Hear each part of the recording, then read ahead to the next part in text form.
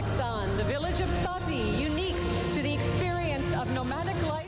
Лучшей туристической деревней в мире в этом году стала Саты в Алматинской области. Признание «Казахстанское село», расположенное в национальном парке Кульсай-Кульдера, получило от Всемирной туристской организации. Последняя запустила соответствующую программу еще в 2021 году. Она направлена на то, чтобы сделать туризм движущей силой развития и благополучия сельских территорий.